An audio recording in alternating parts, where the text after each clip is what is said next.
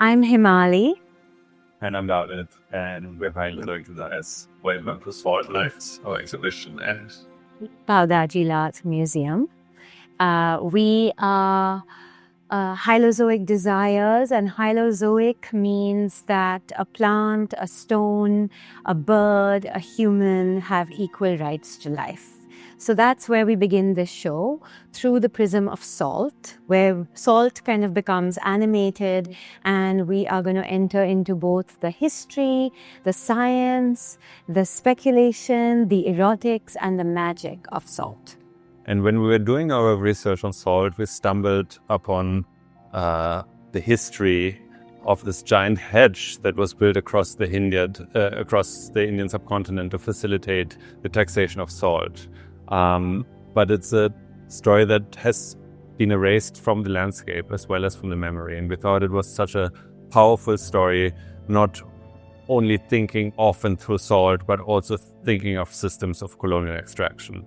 And this brought us to this current exhibition. We are standing at the moment in front of the courtesan Mayali's gown, which you will see in the film inside. We won't say more for now, but follow us.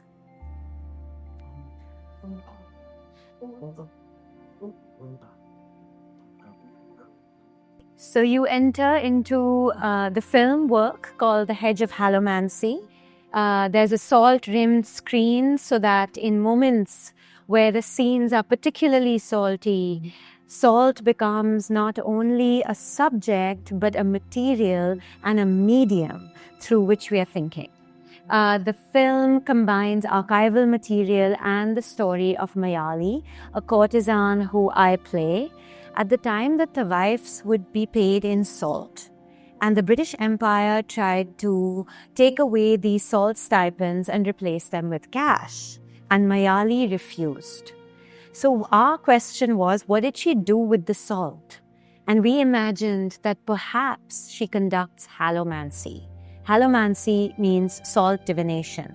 Perhaps she created prophecies and sent these prophecies through the hedge.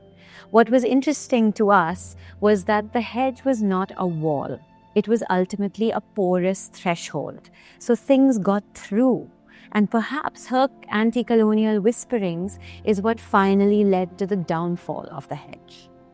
And these kind of fictional interpretations of Mayali's life are interwoven with archival bits of our research pertaining to this hedge. Perhaps to just give you a little bit of background on this, it was a huge colonial infrastructure that at its peak employed around 15,000 full-time employees, and it ran all the way from the Indus River almost to the Bay of Bengal. So it was a 4,000 kilometer long line, out of which 2,500 were made out of planted material. So if you follow us through here, you'll see how the hedge ran across the subcontinent. This is a historical map we unearthed during our research in the archives of the British Library.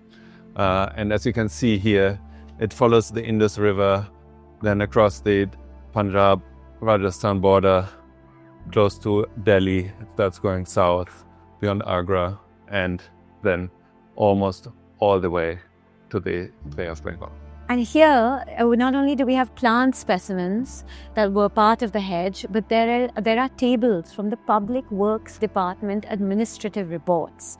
There's nothing very verbose or fictional or anthropological about this history.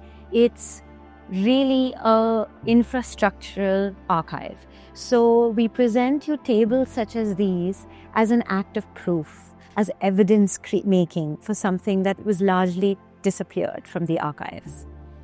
And in a way, that was also what got us really excited about showing the work here in the Bhau Daji Lad Museum, because this whole museum, its history is very much rooted in that same history. It was the Victoria and Albert Museum before it was renamed, obviously, and had a big economic botany collection that would really think in a similar vein as these plant prints about what plant material could be used and extracted from India to create revenue for the empire. So while we were looking for the hedge, we found reports, we found fictional imaginations, we found tables, we found this map. And of course, Roy Moxham's book, The Great Hedge of India, is quite detailed and speculates about where it might have run. But we found no visual evidence. We looked in the National Archives of India, we looked in the British Library in London, we looked in the Alkazi archives, we looked in Alan Hume's South London Botanical Institute. We looked all over the world and we found nothing.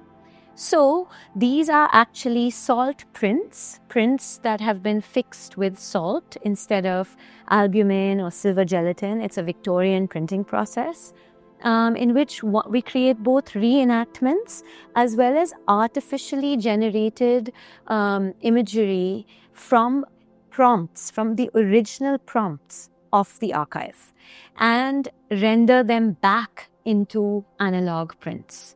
So what we've done in effect is created a speculative archive. And this, of course, we question the audience back, is in this atmosphere of different information, fake news, alternative histories. What does it mean for an artist to then claim a lost archive, enter into it, and speculate into the future to then effectively revise the past? And here in the center of this room, which we call the archive room, we have two vitrines. One is a work called Piscean Premonition. Perhaps you want to talk about it, since it's mostly your work. It's ceramic tilapia. Here again, like the salt prints, we've used salt in the glazing. This piece is called Piscean Premonition, and it's salt glazed ceramics. It's tilapia, real tilapia cast in porcelain and terracotta, and it's looking at the environmental impacts of a highly saline environment. In this, fish are both fortune tellers and harbingers of what is to come. So they rest here as kind of imaginations, again, of what a future could look like in its speculation. And the other vitrine, much like the wall behind here, which we will look at in a moment, features kind of an auditorium, I would call it, or cabinet of curiosities of different paraphernalia related to the hedge as well as to the British salt monopoly in general. So we have some of the printing blocks we used for the outside work, which we'll come to later. We used different dyes or raw materials of dyes that were extracted from plants that were part of the hedge that we found in the archive. Salt cellars of different kinds, kind of representing the value salt had, because now we often forget that salt was much more valuable in the past, not only because of the taxation that the British Empire imposed on Indians, but also just more generally across the world. And my favorite are the 3 white-eared bulbuls that we had in our Somerset House show, because they came from Alan Octavian Hume's South London Botanical Institute collection, from the Natural History Museum, actually. And this really sparked an amazing imagination, because here he actually says that these bulbuls are found in the customs hedge. So for a moment, it was an act of proof, but also thinking about the different worlds that proliferated in the hedge, thinking about the butterflies, the birds, the snakes, the termites.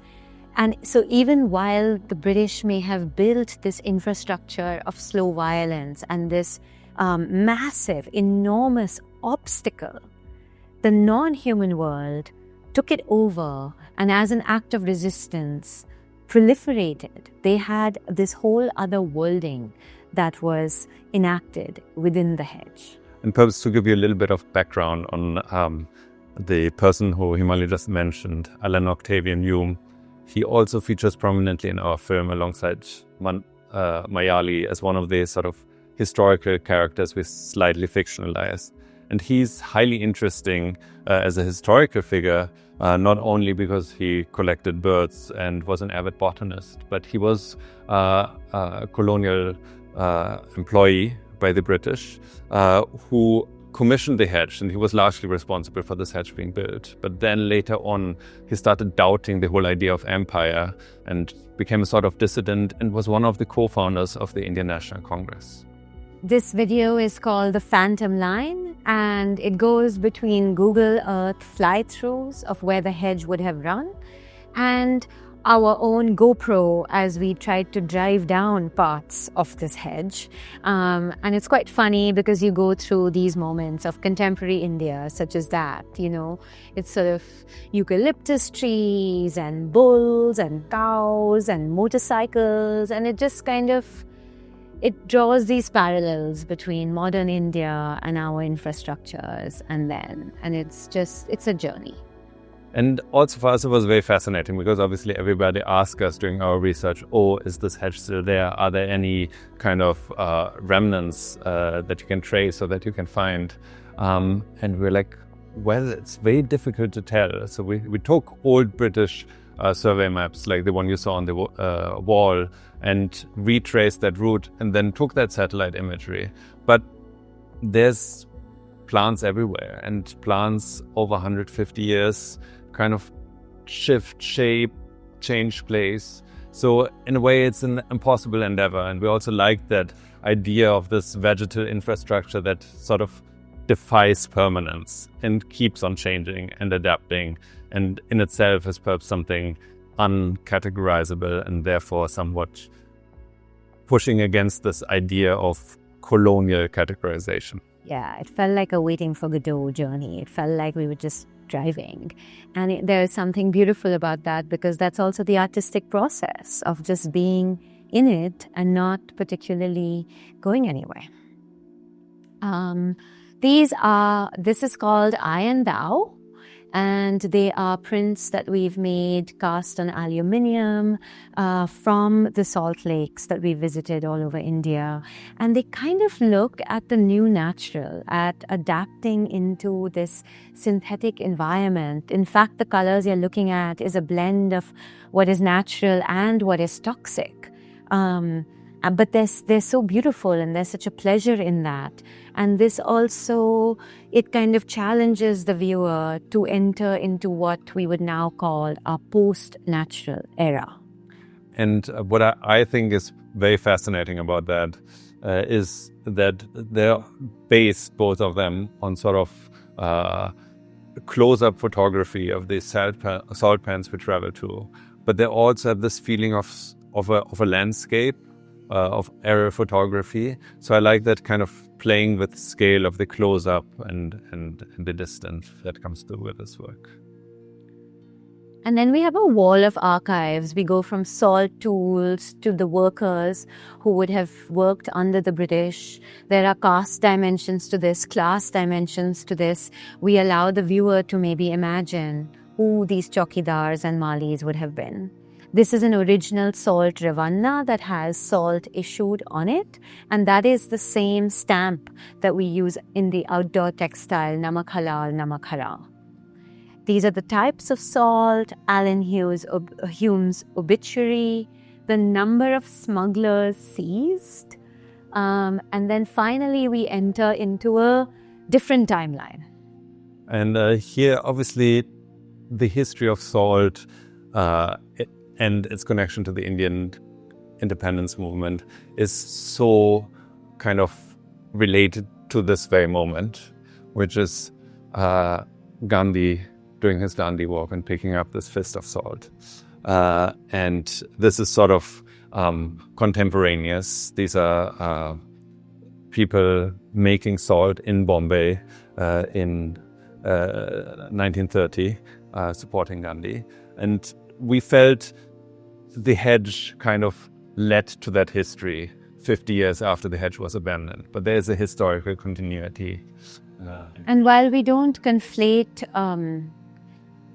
the partition that was to come with this border line that ran through India, we do imply that in history, if once the British left, the map was compared to a moth-eaten scroll, that if it was this kind of fabric, then one rip means that it will continue to fray and fray into the present moment.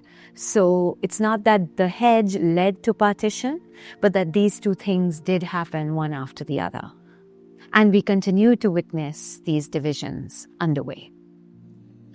And we feel one way, perhaps, a very, very, very, very small way for us to counteract this impulse of division is work collaboratively and invite people into the process. So it's not only us though, but it's also all the amazing collaborators who we had being on board with this project, helping us to develop the prints, our film crews, and of course our partners who helped us bring this exhibition over here to Bhau Daji Lad.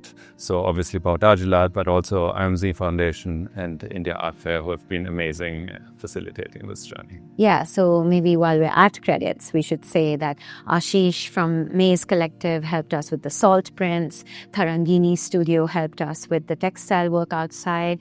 Our very good friend Anmol Tikku has shot the beautiful images from Sambar Lake, and our friend Sukanya Ghosh has designed this show.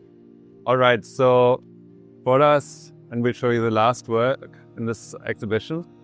So this is actually only a small snippet, around a fifth of the whole piece, which we originally developed for an exhibition at Somerset House in London.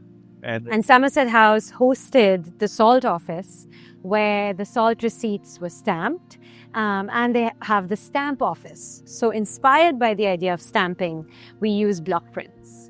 And this is sort of an abstract representation of the hedge line in full.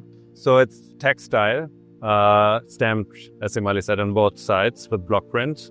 So this is the last piece of this exhibition, which kind of leads the way in and channels you to the indoors. It's called Namak Halal Namak Haram, and it's an abstract representation in the hedge made out of textile. And this is only a small fragment, actually, about a fifth of the entire work, which we developed originally for an exhibition at Somerset House in London. Somerset House actually hosts the salt office and the stamp office. So it's at the stamp office that we were inspired to do something with block prints. This side features organized botanical prints reflecting the colonial categorization of nature. The base is dyed in Acacia catechu, which was one of the most well-known plants used in the hedge, and then it's all fixed with salt. So the piece is materially infused with the story of the hedge. And all of these motifs are taken or were taken from different drawings that the British made of plants that were part of the hedge during the 19th century. We kind of cut it up to create these patterns. If you follow us around to the other side, there's a whole different reveal over here. And it's beautiful to have this against the Bhau Daji Lad Museum, which was of course also used for economic botany and the kind of vitrine nature of categorizing the natural world. So in contrast to the first side, the second side is chaotic and not straight, organized at all. And it sort of signifies the resistance to this imposition of order and control. I love the swarm of termites that look almost like blood, like scarlet blood. We've used madder, lac, and cochineal. Two are insects that breed on these plants, and one is a dye extracted from the bark, to depict how the termite, which the British Empire compared the Indian subject to, started to slowly gnaw its way and eat into the hedge. In a way, people talk about how the termite eats paper, right? So in a way, the termite is eating into the bureaucracy of the empire. The termite is eating into the archive itself, which then disappears. And as you see this kind of swarm of termites, they start to come into view. And here you can see that we've actually replaced the lion, that is the emblem of the British Empire, with the termite. And it's got the salt-issued stamp that you see inside the exhibition. So in a way, we have this kind of interplay, those two sides. On the one hand, the kind of taming of nature, and on the other hand, the uncontrollable nature of what is supposed to be orderly, which is the bureaucracy. And we feel this tension is kind of embedded in this obstacle, because this hedge really was an obstacle historically, but also this artwork sort of acts like an obstacle. And lastly, we have these kind of ties that feel like maybe twine or branches, but really these gaps and openings where you can't get to the other side, but you long for the other side, that you can whisper through, and maybe something that you say reaches across. These are the moments of resistance. And those are the moments that we were interested in. Again, where the hedge is not a wall. The hedge is a mesh, and things get through it. Not unlike many of the kind of physical and mental borders we witness in our present world, they are not definitive, but they're transforming spaces that are much more porous and fluid than we think.